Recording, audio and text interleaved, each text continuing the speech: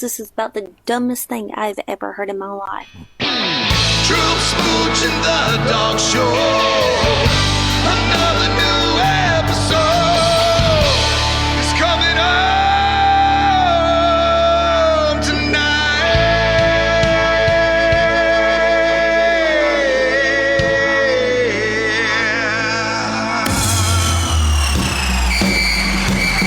It's the Dog Show.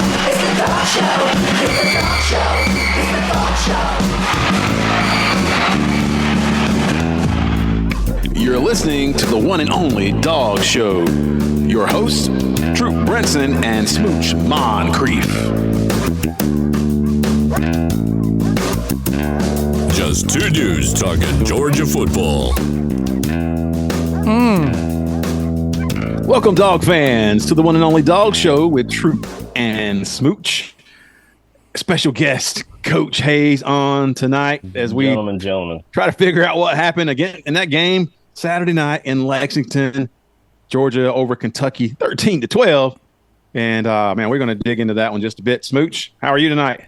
Man, Troop, in times like this, when our hearts are challenged, when our spirits are down, when our fears are raised to their zenith, you need a Sherpa, one that can shepherd you through the Mount Everest of doubt and team loathing that can happen in these situations. And for that very reason, we have the one and only Coach Hayes, Coach Hayes. So glad to have you, brother.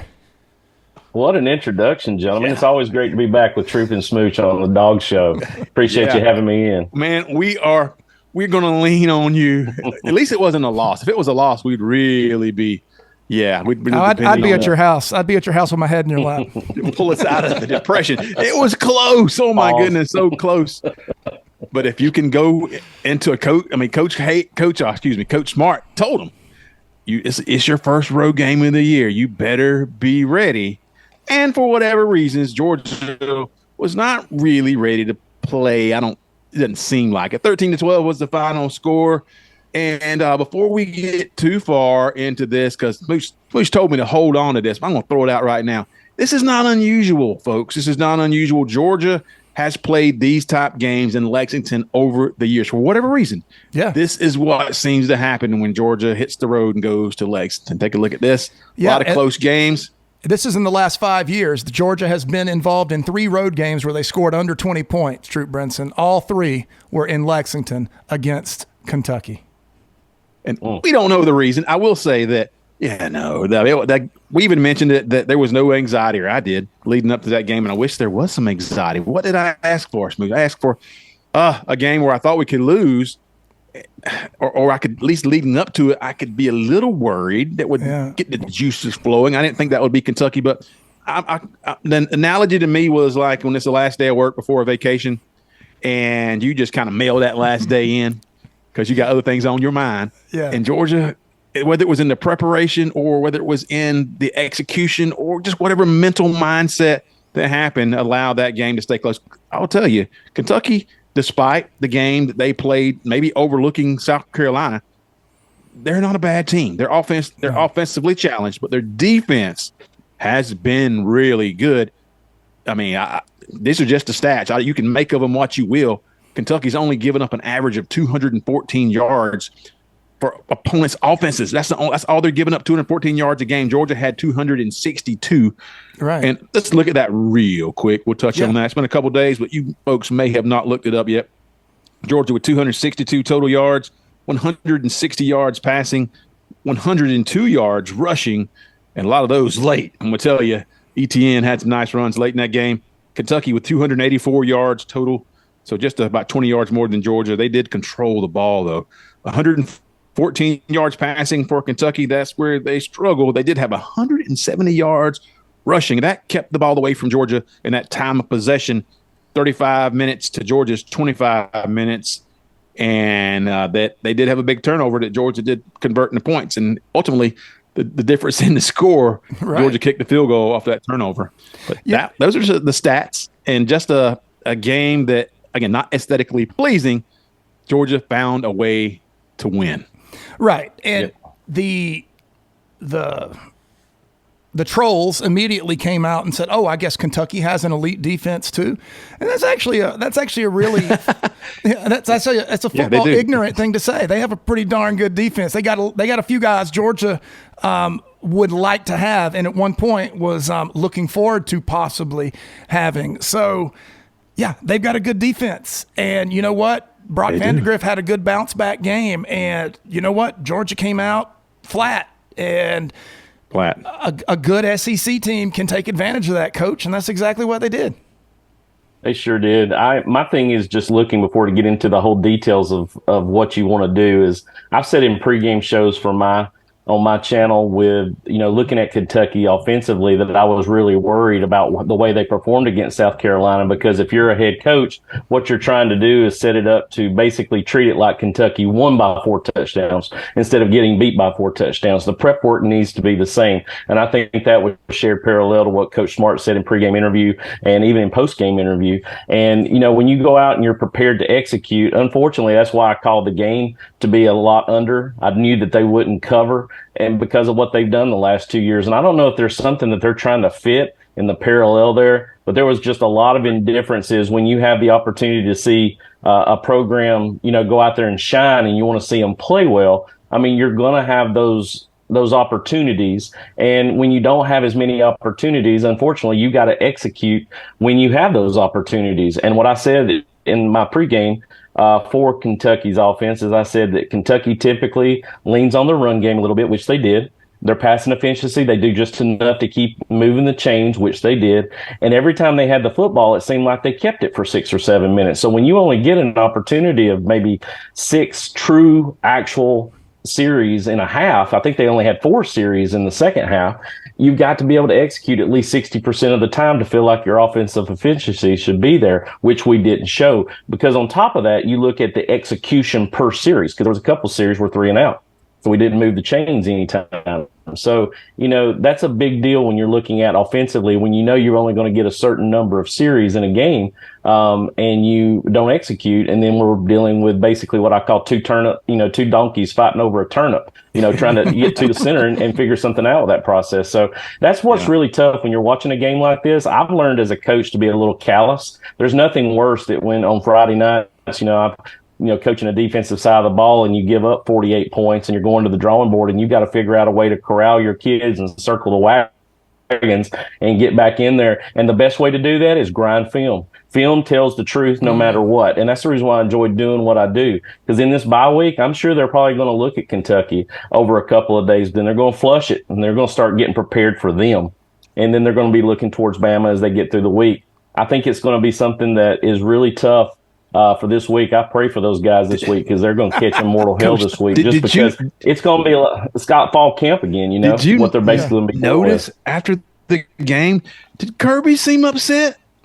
It was like restrained jubilation in a way that he's like, at least we got something. I mean, they were glad to win that game, but he was kind of shaking his head in the interview. He was like, well, we got something. We know we got some film and stuff to work on now. That was almost a gift. He will tell you that That's obviously sick. he didn't go in there That's planning on winning a close game like that, but he will use that. I feel like if they wanted to, they could have came out here in this game and approached it a totally different way and won by 30 points. I feel like Georgia could have done that. Yep. I don't think that that's ever the plan in some of these games, and they don't want to win a one-score game. They want to impose their will and work on things and put some other seeds, plant some seeds for the opponents to come. But he seemed quite pleased that they won that game, and there were some things that he was going to be able to use to get them ready for the tough stretch of their schedule. And Coach Smart, I think, too, would probably say this. If I don't mind that we didn't get a limited number of series. What I'm more disappointed, probably, this is Coach Smart talking, I'm more disappointed that we didn't execute when we had the ball in those series. So it's not about the score. It's not about the limitations we have, fumbled snaps and things like that. Those are fixable. We can go back out and we can fix the zone. We can fix those pass pro situations. But I'm not happy because we didn't execute when we did have the football to be more efficient, to make it a 21-12 game or a 20-12 game or something of that nature. nature where we actually, convert on a few first downs and finally score on a drive other than one touchdown we had. So that's where I see Kirby in that situation. It's not as much the fact that we didn't win 35-12. It's the fact that when we did have the ball, we didn't execute the way we should have. Well, to preface it a little bit here, Smooch, the show tonight, we wanted to know what happened. And some of the things we saw during the game, we maybe had a take or a feeling that maybe when we actually went back and Coach went back and looked at some of the things, some things happened that we didn't see.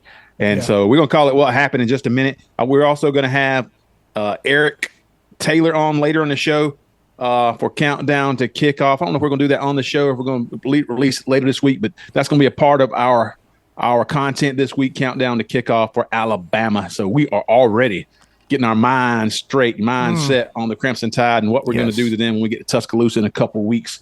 Let's look. Unless you got anything to add to that, Smooch, before we get into the snap counts. Oh, let's get to snap counts. I'm getting excited. And then we're going to briefly touch on some things I thought were very interesting. Georgia did drop to number 2, by the way, in the Associated Press poll. Remained number 1. And in the coaches poll, but Texas did jump over Georgia, whatever that means. It doesn't matter. The great thing is we play all those guys. And so I feel you can rank them where you want them. You still got to play them on the field. If only there were some way to fix those rankings. I know, right? I love it.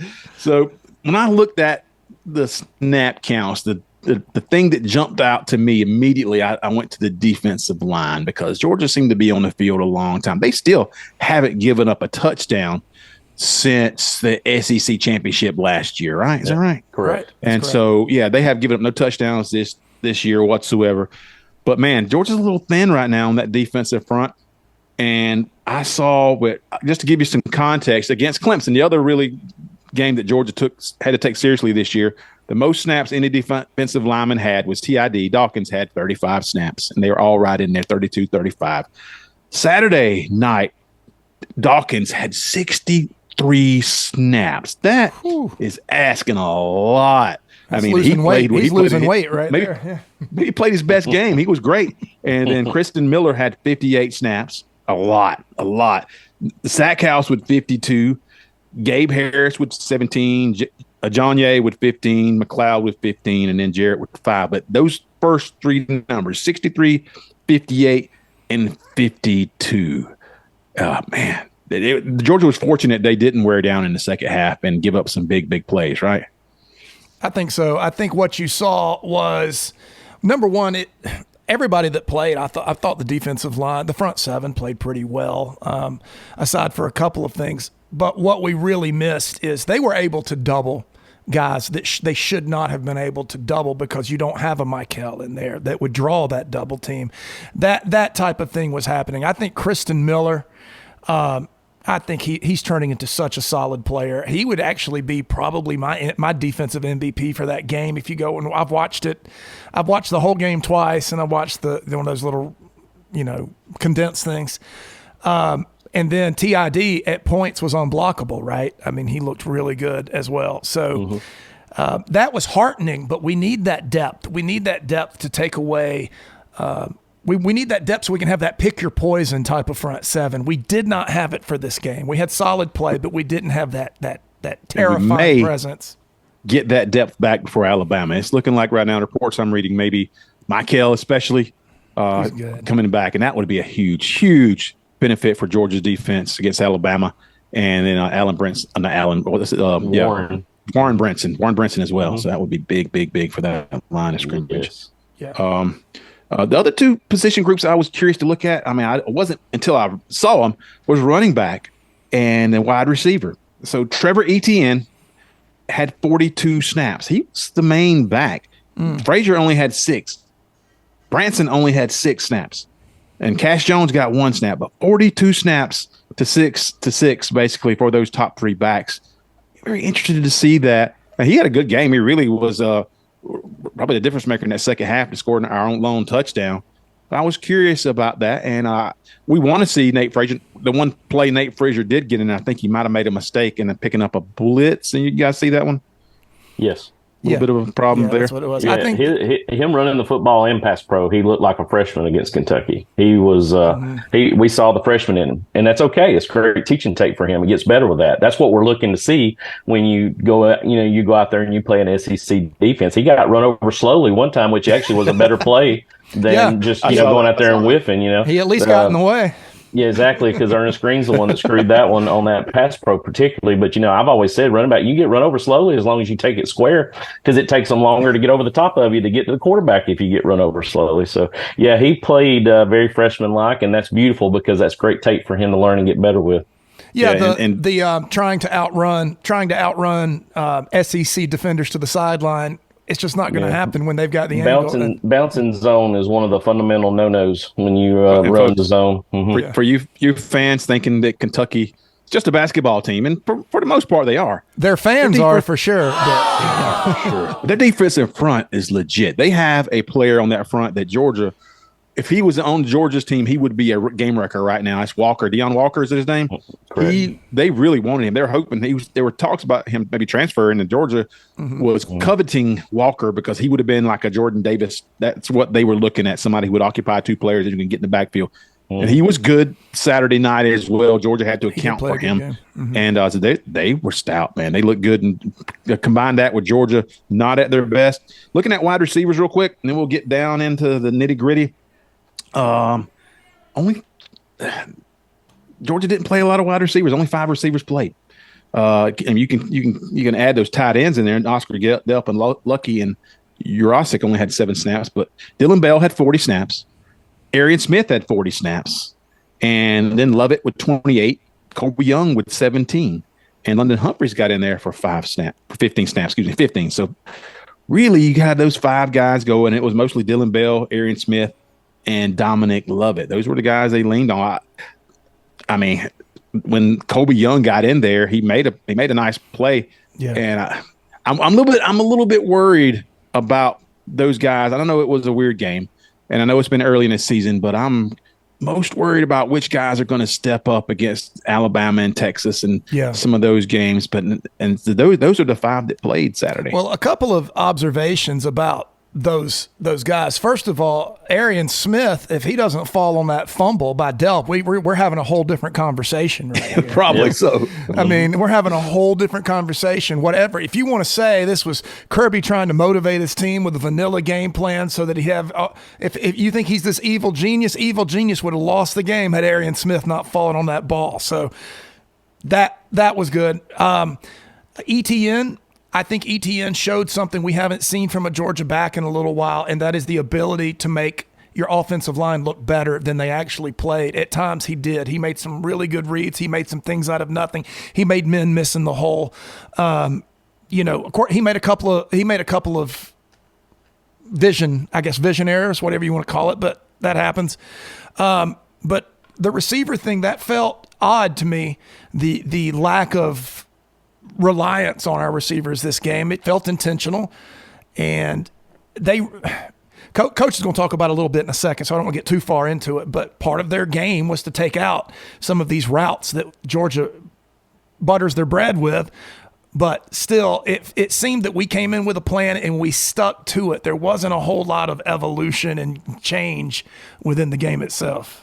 We'll turn it right over, and because we're going to talk mostly about, you fans are wondering what happened offensively. You're Georgia Bulldogs, so you expect to score 40 points a game every time they step on the field. We do too, because they've been doing it the past couple of years. What happened offensively? And Smooch, you mentioned ETN had a really good game. Mm-hmm. There was a lot more out there for him to get. There were some plays that he would have doubled that possibly. If Georgia executes. So, Coach, what happened? Well, let me get it right, Coach. Well, first off, film don't lie. You can sit there all day long, and this is something that I wanted to bring to the table with you guys as well, because when you get into these scenarios, I have to kind of disconnect my fan from my body, because I become a coach when I'm looking at film. And even though I'm looking at Georgia as a team that I support, that I want to see win, be successful, right, I still want to look at them to be a team that's looking to grow and develop. when I look at them from the offensive side of the ball, the main thing that I really thought was very weird is that, as you said, a very stubborn mentality of just sort of a game plan of like a little box, little rectangle of plays. I never understood why they never checked out of anything, and they never looked to move, because they started getting the problem that was having with the run game was that Kentucky was running. And this is probably something that, a lot of defensive coordinators are beginning to do when you have a zone heavy team, is they were running a lot of X stunts to the side away from the F back, because if the F back's to the right, typically we know if they get zone, it's going to the oppo side. So to the oppo side, you would get an X stunt, which means the guy that's lined up over the guard would shoot out to the tackle, and the guy lined outside the tackle would attack the tackle and then loop over the top. I call it a TNT stunt. And what that does is it makes the zone concept is meant to step and gain ground to an area, and you engage your guy to that gap. And if you don't have a guy in the gap, you climb. Well, what happens when you got guys looping like that, you'll get linemen chasing. So when you get linemen chasing, that changes angles, and all of a sudden the zone is busted, because then what they would do is bring backside fire off of it. So you had a guy that was chasing the very first play from scrimmage. Yeah. Oh, my God. Not to mention London Humphreys being wide open. If we just run a check RPO off of that and just throw the cornerback has no – I know his first play of game, you're just wanting to establish a run play right out of the gate, more than likely just to get things going, get the juices flowing, get the pads hot. But, my God – calling RPO, he's 5 yards off London Humphreys. He could have run some type of RPO and just thrown the vertical over the top, and that would have been like, oh crap, because even if he doesn't catch it, we're right there in a good spot, I think. But that's beside the point. I don't want to get too deep in the weeds with that, but that was something that they did to us right out of the gate, chasing us from behind. So play side outside linebacker to the F back side was coming off the edge to chase it from behind. That's how Taylor Atledge got hurt, by the way. Guy chasing him from behind tackles ETN, and he falls into Tate Ratledge, and it's because of that pursuit from the backside. But we finally got smart as the night went on with the run game. That's the reason why you probably saw more productive runs as the night went on. But I'm telling you, I broke down 47 of 54 plays that we ran, and I've got that on my channel right now. And out of those 54 plays they ran, the 47 that I broke down, there was 11 plays where if one guy yeah, gets just a little bit more on a block, we have an explosive play. And that's the difference. Let me add right here, the B-roll you're watching right now is from Coach's page. So to watch the whole video, go to Coach Hayes Hudl, check it out. But that's the B-roll you're watching right now. Go ahead, Coach. Sorry. Okay, cool. And that's the thing about it. We look at that and say, well, one thing happens, we have a better play out of that. So that's one thing you learn from, but you also get better from that. Once they started adapting to the X stunt, they just started running away from it. And then all you had to do on the backside was just make sure that you cleaned it up, and then that natural backside A cut was happening.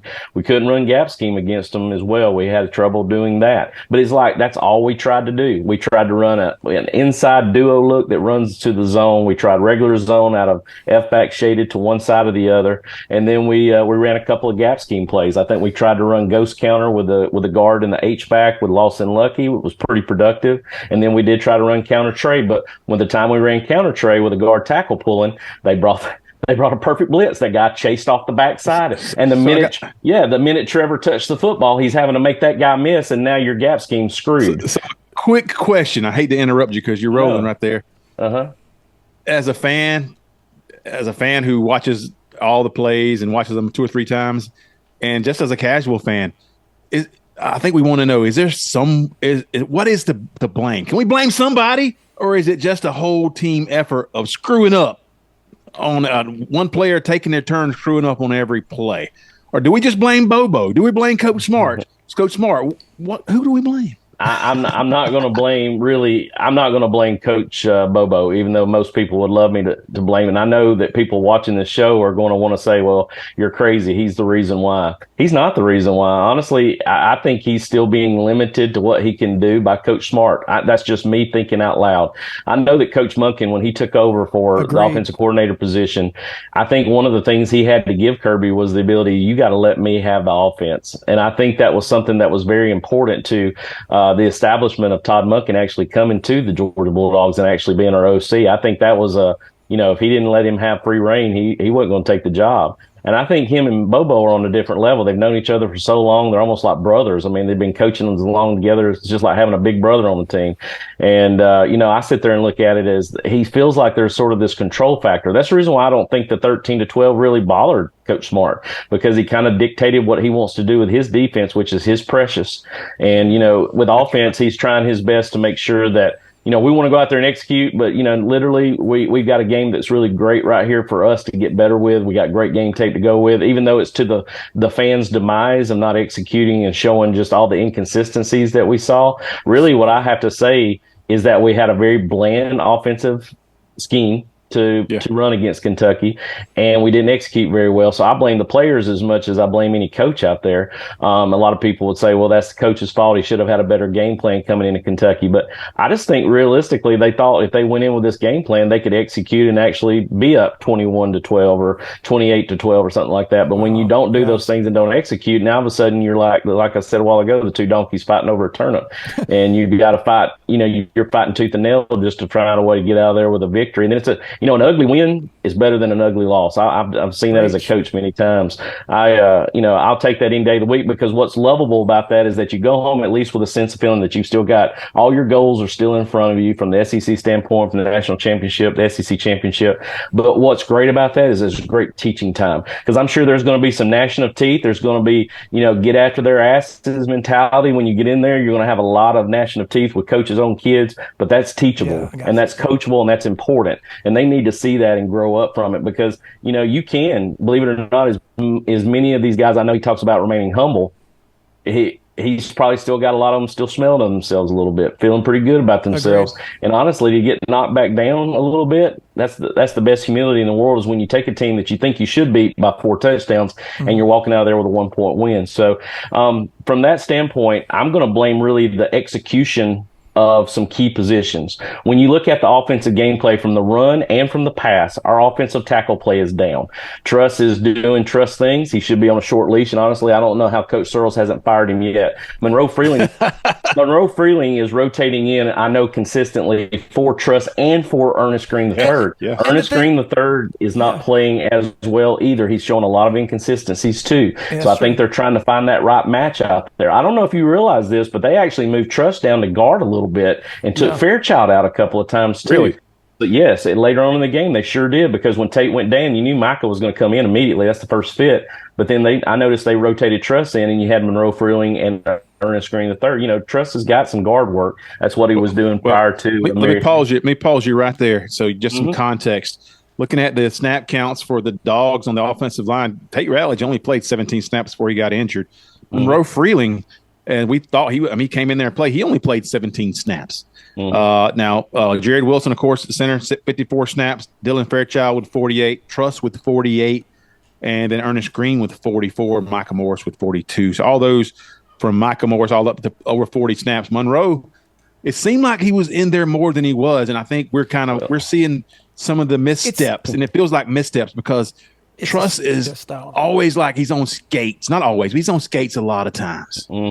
His angles are poor. He just takes poor angles. And even Monroe Freeling had some bad issues with the edge rush, where he's not getting his kick slide quick enough to get back deep enough to take on the edge rush too. I think on that play, I know the exact play you're talking about. It looked to me like he just underestimated his own kick slide. I really thought he could help out and get back and make contact there. And he got blown right past. He was looking at the guy's nameplate on the back when the guy ran past him. But I thought your assessment of who to blame is absolutely perfect. That's where it lies. There's a little bit of truth. When we looked at and everything. Sorry. No, go ahead, Ben. When we looked at the film and Coach laid it out so well on his offensive breakdown, Smooch.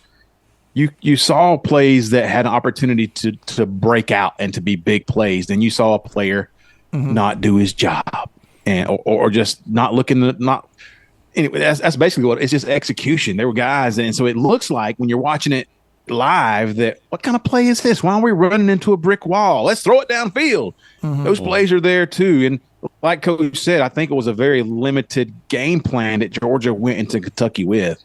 Well, it's like Coach was. Go ahead. Yeah, listening to Coach talk and watching his breakdown, which again is one of the best game breakdowns I've watched in recent years. But watching that, thank you. and then yeah, you got it, buddy. But then thinking about Kirby Smart's mindset, Coach, does it not make sense that Kirby would say, listen, if we can't zone block correctly and all of our linemen step the same way at the same time, we don't deserve to beat Kentucky? To me, that sounds like a very Kirby thing. And if you watch Truss step to the left when everybody else goes right, and then try and correct it mid-step and look like he's on skates. He looked like he was drunk because he's trying to adjust his direction. He's over 330 pounds. And to caveat, that's what I was saying, to caveat off of that as well, that's the reason why Coach Smart talks. Well, I told you a while ago where I'm almost more positive that Coach Smart was just more upset about the fact that they didn't execute the simplistic plan that they had versus trying to be multi-diverse and trying to have a bigger game play and showing more plays and not executing the base plays that we want to be good and effective at against them as well. Go ahead. I didn't mean to interrupt you, though. No, I could listen to you all day. No, you can't. Me too. Absolutely. But So I was going to extend off of that, though. When it comes down to the pass versus run concepts, Carson Beck has got to step up his play. There we go. It's something that I want to hit on. And if there's anything, because I know, Troup a while ago said what happened and who's to blame. It comes down to it. You have one or two guys that break down on a play that causes complete mass destruction of the play. That happens at times. But Carson Beck, because of the fact we never had anything where we were looking at an RPO, or we change it, hey, here comes 11 screaming off the right side. So instead of leaving the F back on this side for him to chase, let's move him over to the other side and let's run the zone towards 11, towards where they're going to actually, or away from where they're going to X stunt, and do stuff at the line of scrimmage where you check out. And not only that, I can't tell you how many times where it was a situation where I saw 3 or 4 coming, they're going to drop 7 to 8. And they're just going to match what I call match sticks, where everybody's sitting at the sticks for, all hooks, all curls, and not to actually check out of that to a run. Right. You saw it when Jake Fromm did it against Oklahoma in the Rose Bowl, where you had the big Sony Michel run. He just switched the F back to the other side because of where the linebacker was at, and they blocked it perfectly. It was 4-on-3. He had the hole to hit. It's the same principle. It's not just checking out of the run to get to the pass. It's also checking out of the pass to go to a run play, because you're going to have more efficiency to get that 6 or 7 yards possibly than trying to throw a matchstick play where you got 8 dropping in coverage and you got 8 covering 4. And, that's tough at times too. But Carson Beck has got to start, and I know he was a little gun shy because he got roughed a little bit. They got after him a little bit. They created a little havoc.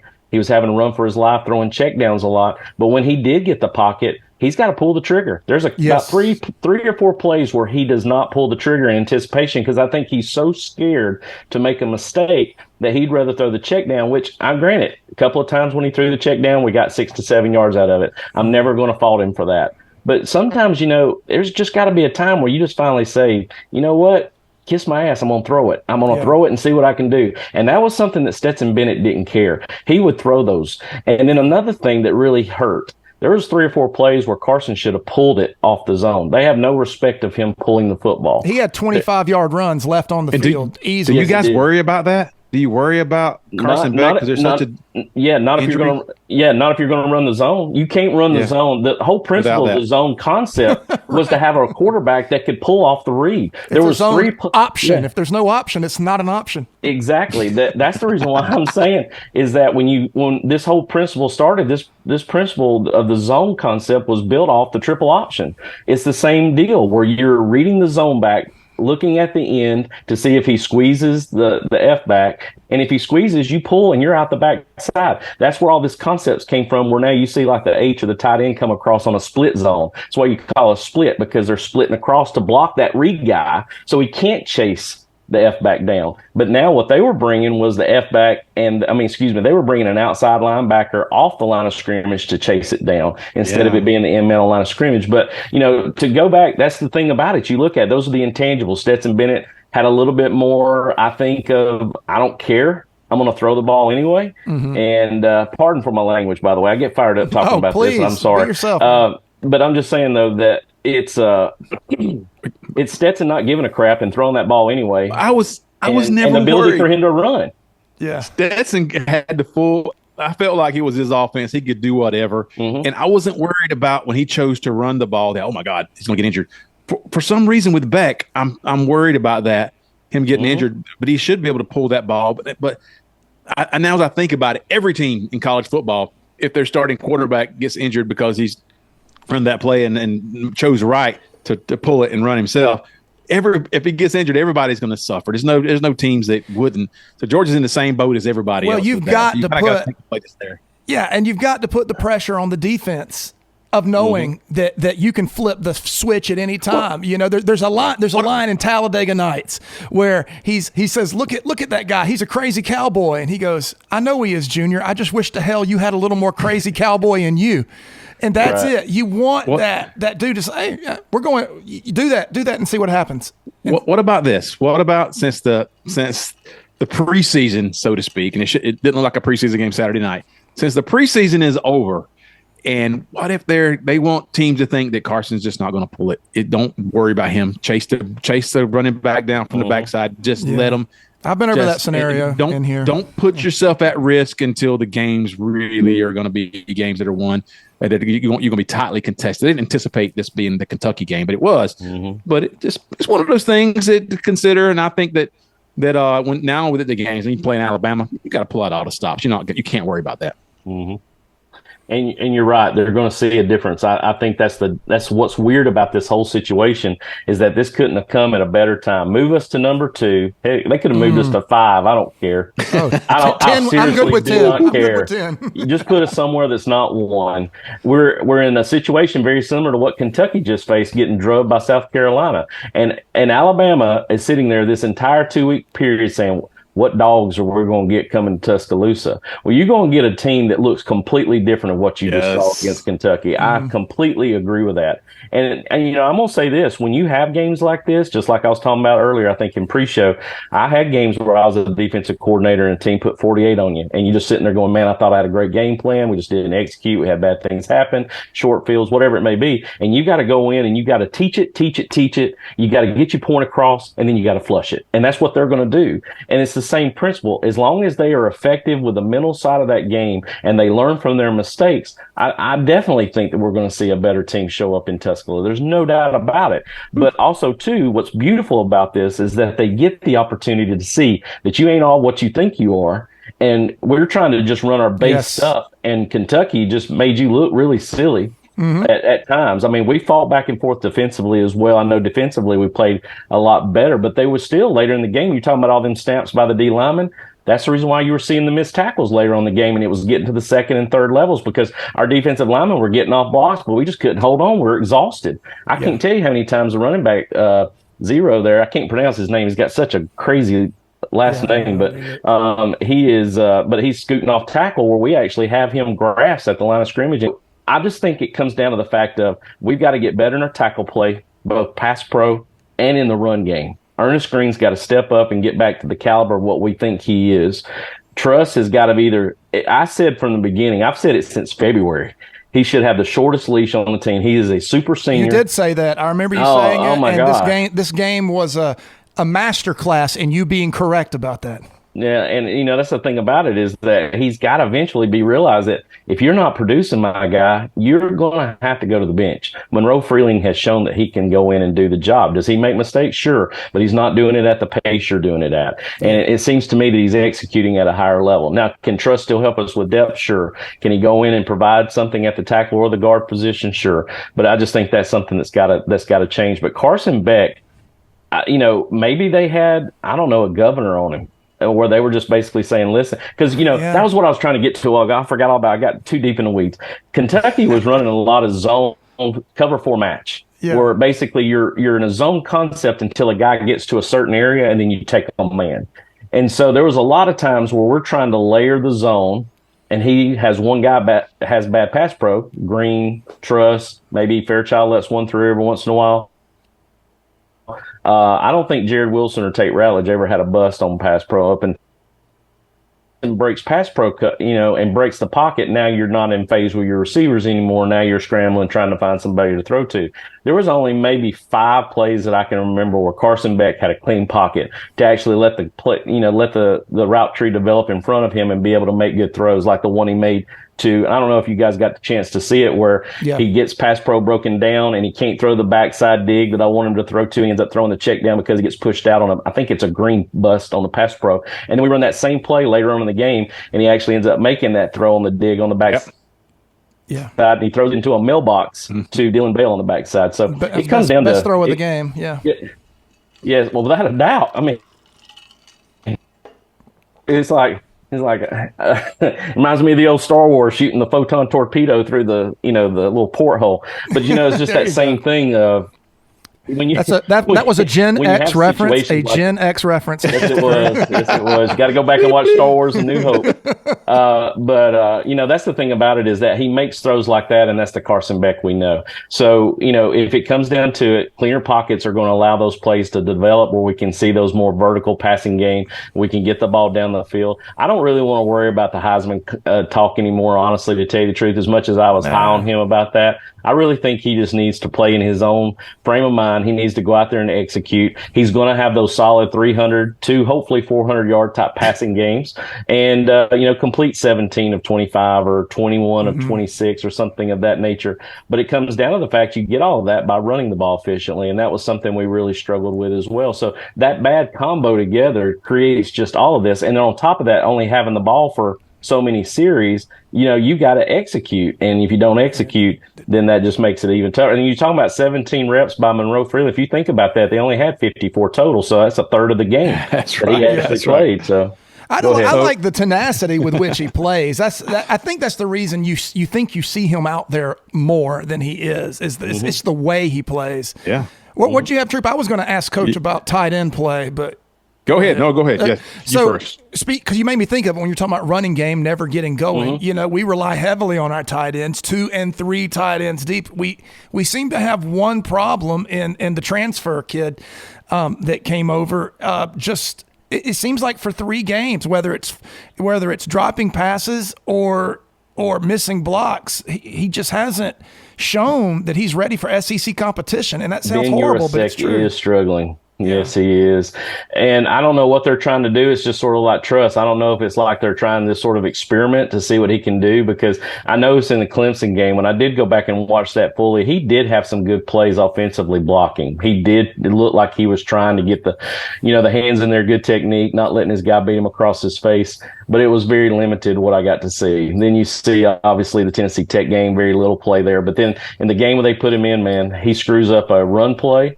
And then he turns and doesn't block on a fast screen out to the outside, the Twins leopard, where they run it outside, and he's the primary blocker. He's the apex point blocker, and he misses it. So and then we had the fumble in the next play. It was almost like, I don't even know why we had that series almost. It felt like that was a wasted 3 downs. But, Lawson Lucky, to me, is becoming the receiving tight end that we're fitting the profile of what Brock left behind.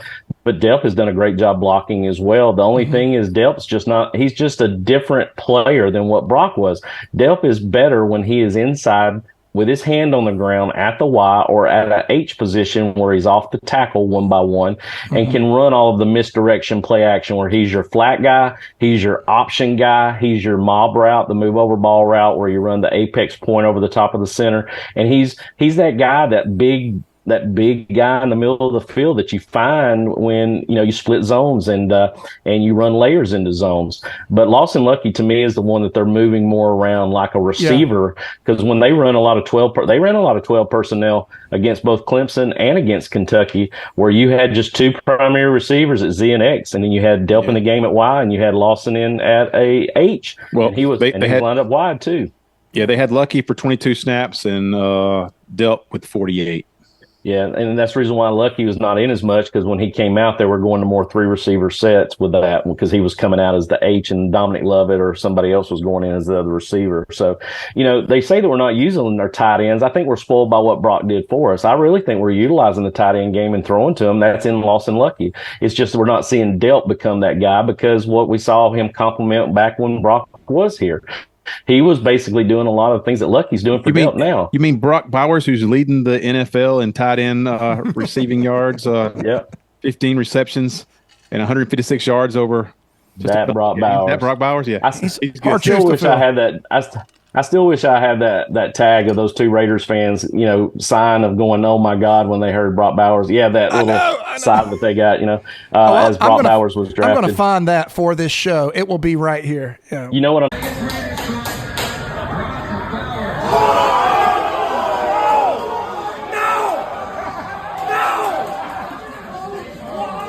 I'm talking about? I know exactly what you're talking about. Yeah.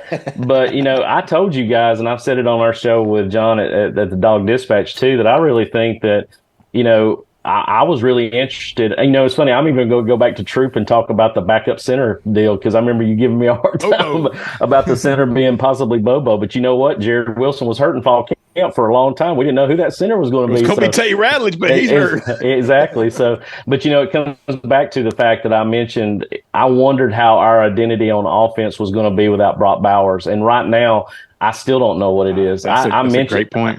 I mentioned that the other day, that I just really think that our identity was going to change, because now Brock was not going to be the center of attention, the bell cow, and who was going to be that receiver that was going to step up. And I thought it was Dominic Lovett, but maybe that's what I'm feeling. I'm feeling that too. I was, after watching that game, and I thought within the first 3 games we would start to see that identity take place, and some receivers get in there. And we know who our receivers are, and we got some confidence in those guys. But I feel that too. I feel like, what's our identity offensively? Who, when we're playing Alabama or Texas, who's going to be that guy that we say we got to find him the ball? We haven't had an offense that ever did that. Really, it's just who's open.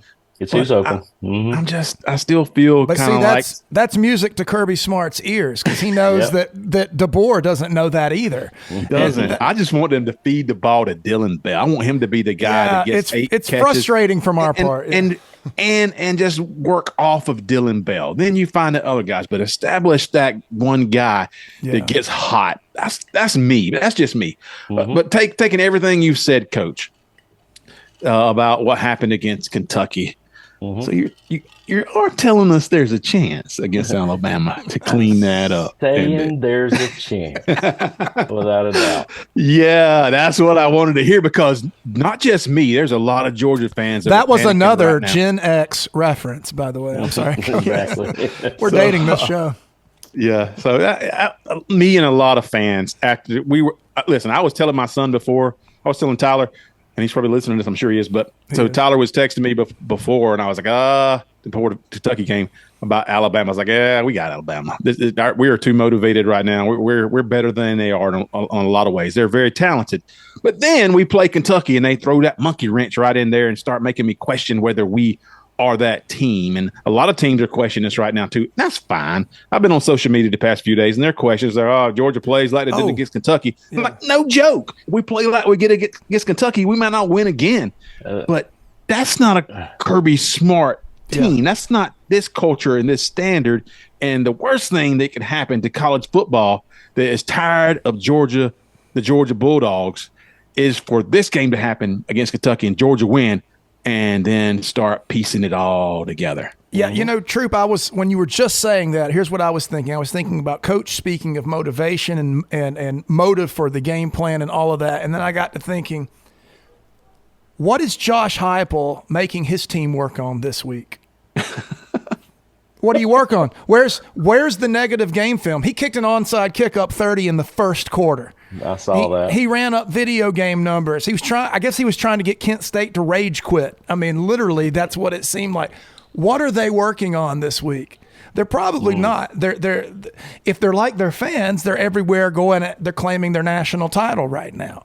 And that's a recipe for disaster. Kirby's boys are hungry and angry and bitter, and Heupel's guys are celebrating their stat lines. I don't know how many have they stopped scoring. I don't know if they counted all the points yet, but it was it was insane. But exactly what do you think a school like that works on after something like that? I guarantee you, there's not a lot of negative and not a lot of here's what we need to improve on after those games. And they go to Oklahoma this week, right? And so Oklahoma's that's not really scary either. So they can might roll right through Oklahoma as well. I don't think so. We'll have to see with that. I don't know. I think it's going to be interesting. Well, here's what it is. Do I think they should beat Oklahoma? Yeah, but it's the first time a team like that gets hit in the mouth. The first time that some team gets a game close, punches them in the mouth, they don't have character. They haven't been in this situation before. Georgia was just in a situation this past week where they had to dig down to win a game. Coach. Josh Heupel's going back to his alma mater, and it's a big game for him in Oklahoma. He's going to obviously want to have a lot to prove. I think it's going to be a good football game, but I think we're going to finally get a good barometer of how good Tennessee is, honestly, because I think Coach Venables plays very good defense. I think he has a good game plan against what Coach Heupel does. He's got to have guys to execute it, but I think we'll have our first barometer of truly how good Tennessee is with Nico at quarterback against their defense, because there's one thing, they're pretty solid in their defensive play this year. Yeah. Got a lot of guys returning. So, it's just offense what they're worried about with, was it Dylan Gabriel, I think, that left and went to Oregon, I believe it was, or was it Arnold? I can't recall which one went where. Which one was that? Jackson Arnold, Dylan Gabriel. Yeah, which one of those two went? One went to Oregon, and Gabriel's at Oregon. Yeah, but anyhow, long story short, I just think I think it's going to be a good football game. I really do. And if it is closer than what they're anticipating, and we have a good football game, I think we'll figure out how good they are. But we are in a good place, because if you think about, I'm going to give Troup some hope here. That year we played Oregon, remember how we just came out and looked solid, polished, beautiful, scoring all them points. Malachi Stark showing off as a freshman, having that great game. That was the same year we struggled against Kentucky 16-6, and we struggled, which Stetson Bennett, by the way, had to do a lot of running around in that game to keep us alive for that 16 points. And that's the same year in Missouri when we had to go into a battle in Missouri and in Columbia and play them 26-22. So, and that's the year that we beat TCU, 152-6. So, right. There's so many things that go along with it, and I think we're going to see a different football team in Tuscaloosa. We have to. If we don't, I think that's going to be the pivot point of realizing, we're not where we need to be at versus we're fine. There's going to be that. And I think there's a lot of Georgia fans that's going to question that as we move forward. And that's perfectly fine. They need to, because they're just unaware. But who does know? I'm never going to question Coach Smart.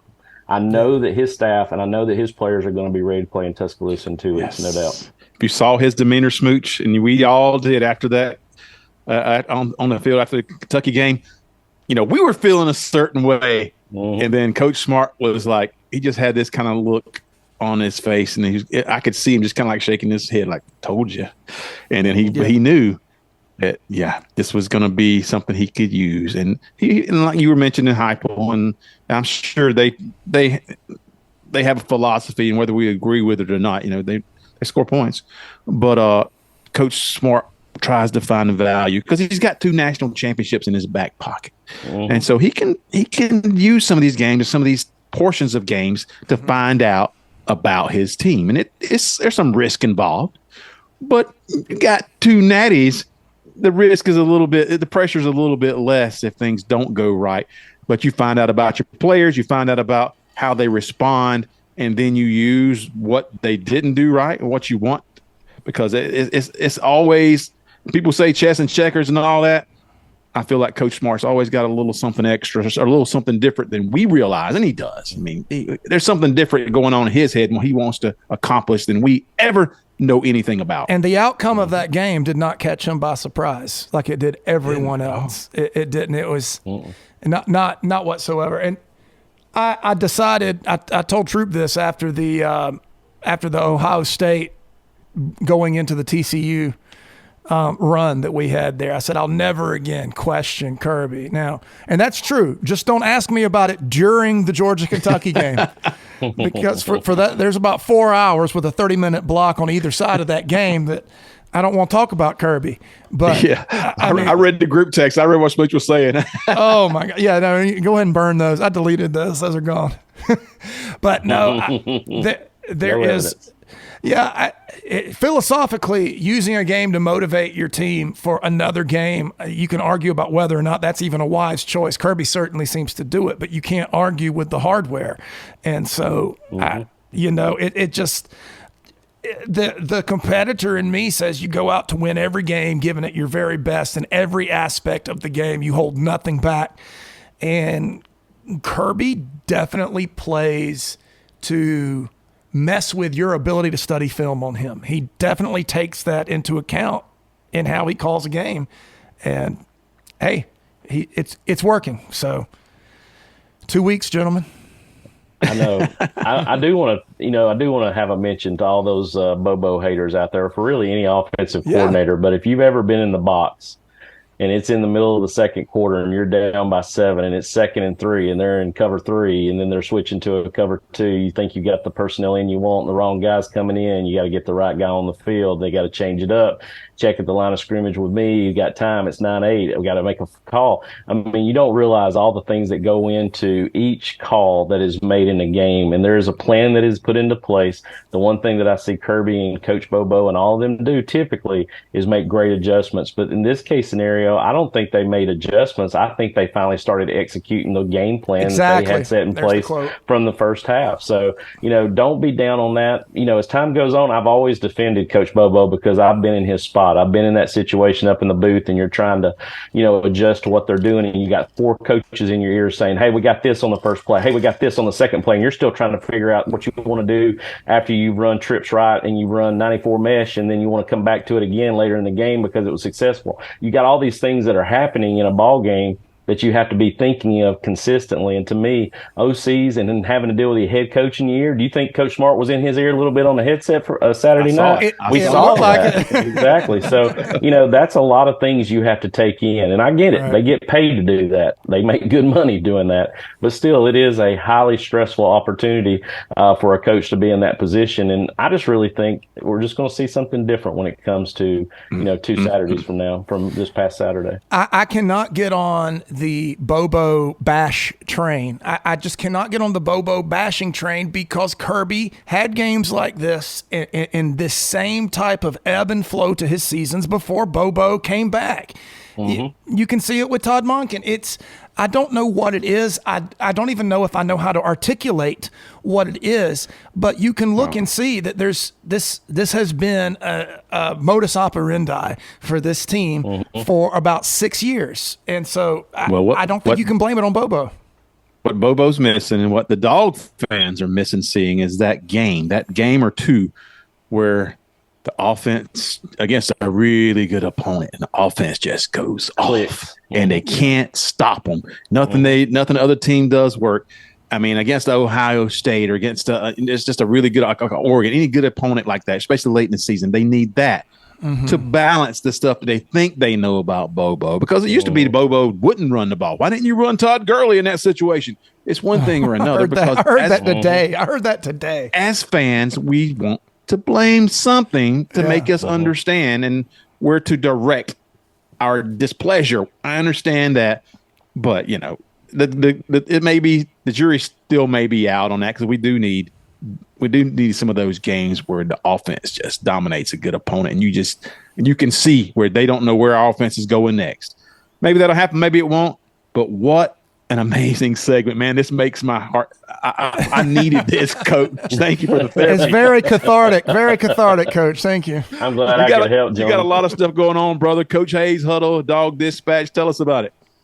You can find me on all social media outlets at Coach Hayes Hudl. It's been a blessing, honestly, as this year has started to see just the love that and some hate that comes across the board when you do this kind of work. And my mantra is always going to be to connect the fanatic with the fundamentals of football. So whether you hate Georgia, you love Georgia, or you're just a football fan in general, you can find me at YouTube and Twitter and then TikTok and an Instagram. But I do like to put a lot of stuff out on Twitter and YouTube at Coach Hayes Hudl, spelled Hudl. And it's part of, Troup and Smooch and what they do with the dog show that helps get my material out. And I can't thank them enough for what they do. I love their show, love what they do. I love their product.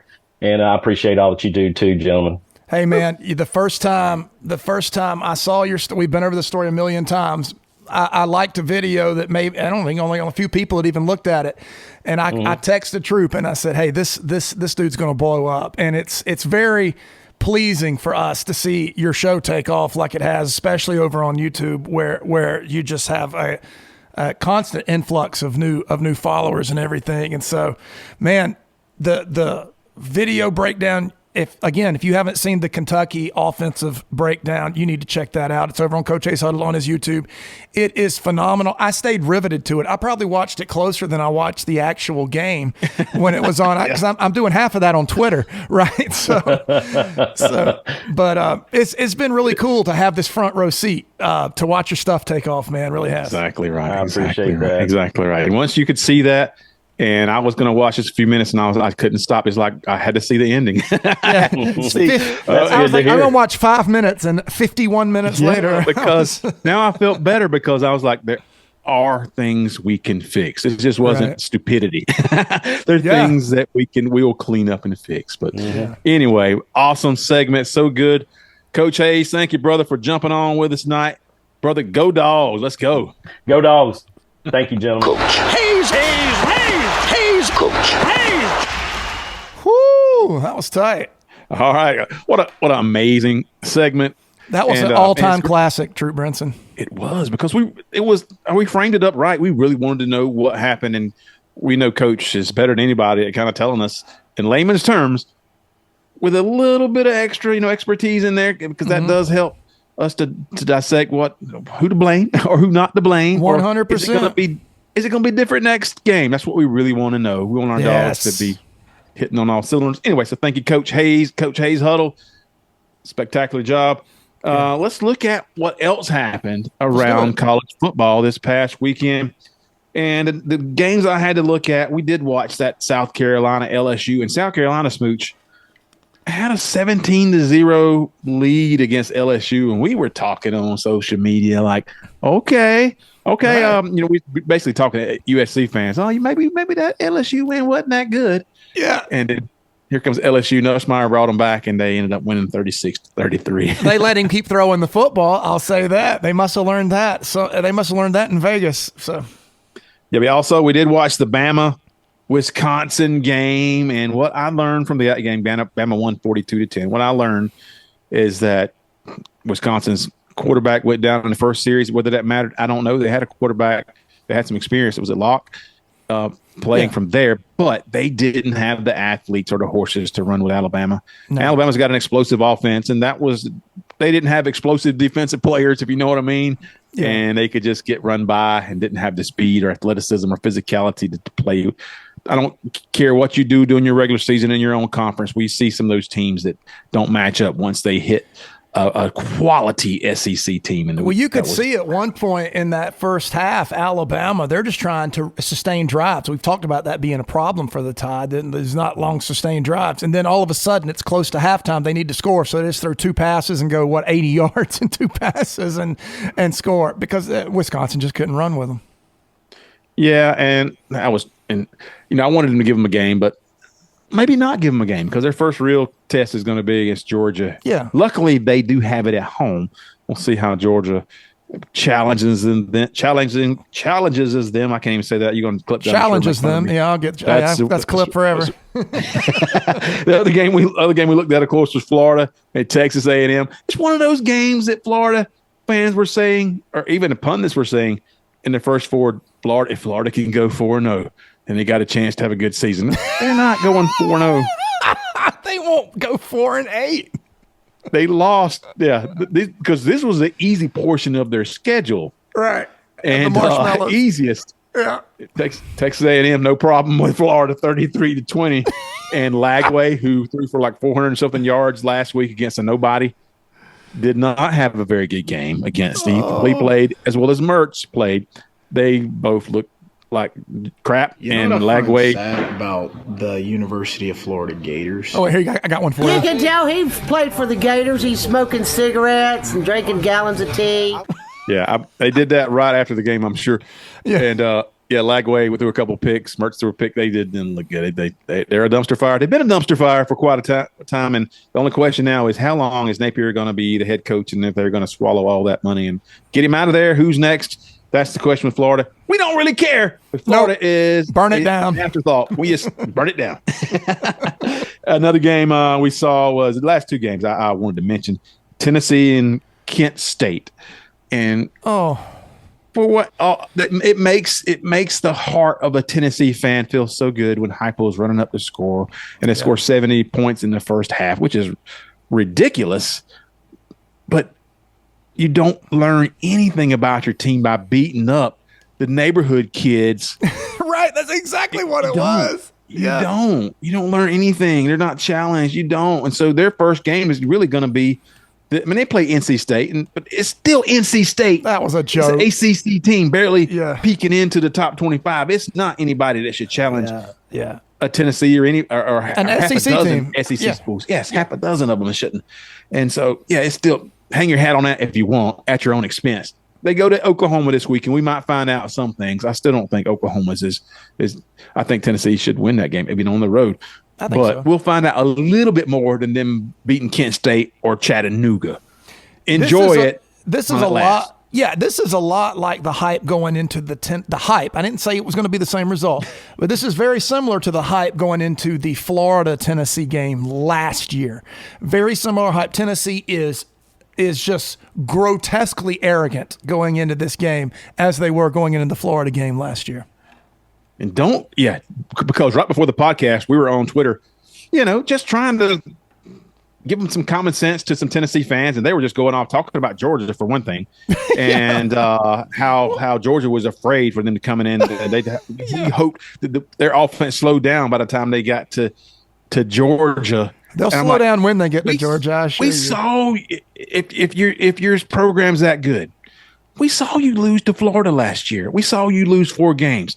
We saw you come to Athens last year. We went to we went Knoxville there. last year. We did it in Knoxville. We saw one of your best offenses ever 2 years ago with Hendon Hooker. Yeah, come to Athens and get throttled, spanked, shut down, just slapped around, and said, "No, we'll let you score with like a minute and a half left." We know how that works, but now they're saying their roster's ready, and my question was based on what? Put down your pom-poms and let's talk football. Based on what? Stop being a cheerleader and let's be a real football fan and tell me why this version of Tennessee is different than the last whatever. Well, because Heupel's had this many years. We've heard the same stuff. Do it. And play a defense ranked in the top 100, and then we'll talk. How about that? You think your guy's Superman? Yeah, we know who's got the kryptonite, and it's Kirby Smart, and this defensive staff is not worried about Tennessee. No, sorry, you guys got to wait in line, get in line, and you're about 3 or 4 or 5 back in Georgia's line, who we're concerned about. Yeah, we've got a game with Bama in Tuscaloosa coming up. Tennessee is the last thing from our mind, except for the fact that you guys won't get off our page. Yes. So, enjoy while it lasts, folks. Last game was the new number 1 team in the nation. Texas did beat University of Texas San Antonio. Beat the brakes off those guys, 56-7. They've been in Michigan, so they played that game. A Michigan team who is not the Michigan team from the last 2 or 3 years. Right. But still, it was a quality win. Give them that. They're down number 1. And they've got a little while longer to honor themselves, and then they'll eventually have to play the Dogs. The time for honoring yourselves will soon come to an end, to quote Gladiator. Absolutely. Yes. Another reference. We got it. Another Gen X. We set the record. Listen. You've got a full-blown quarterback controversy going in there in Texas, and I'm going to tell you, those things rip teams apart. They rip coaching staffs apart. We dealt with a smaller one because we dealt with a JT Daniels, Stetson Bennett, and it was tough. It was tough for fans. It was tough for coaches, and it wore on the team. You guys are dealing with the LeBron James. Arch Manning entered college football with as much hype as LeBron James entered the NBA. Exact same amount of hype, and now he's had a couple of good plays, and you're right in the middle of it. So you got to not only stay at number 1, which, by the way, no team's ever been ranked number 1 week 4 and stayed there the whole. But I hope they do.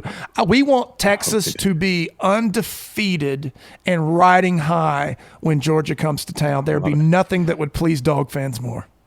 You know what else rips offenses apart? Them dogs as hell. And I can't wait to get a piece of Texas down the road. Just stay number 1, guys. We can't wait to see it. Yep. What a great show, man. And after a game like Kentucky, we needed a great show. I hope you guys use this as therapy, just the way we use Coach Hayes' offensive breakdowns. Made me feel a lot better. Again, credit to him. And so much good stuff. Love it. All right. Anything else, Sir Smooch? I mean, we pretty much covered a whole gamut. Absolutely. So thanks to Coach Hayes, guys. We're going to be having the countdown to kickoff will be the Thursday drop this week. Yeah. So you'll see that on Thursday. That'll be with Eric from Bulldog Report. We've already got it in the can. It's a fabulous sode. It'll be ready then as well. Love it. For Smooch Moncrief, this is Troup Brinson saying thanks for listening to The Dog Show. This is The Dog Show with Troup and Smooch. It's the dog show.